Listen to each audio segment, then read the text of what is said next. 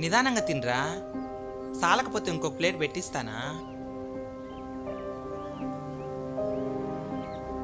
An నువ్వు ఉండేదే? నాకెవరూ లేరక్క. చదువుకుంటే తిడుతున్నారు, ఏదైనా పని కోసం వస్తే కొడుతున్నారు. ఇంత అమాయకంగా ఉంటే ఎలా బతుకుతావురా? సమాజంలో అందరూ ఎదవ నా కొడుకులే. ఏ నా కొడుకు మంచోళ్ళు లేడీడా. రంగులు మార్చే ఊసరి వెళ్ళేలాగా అవసరాన్ని బట్టి మారిపోతూ ఉంటారు.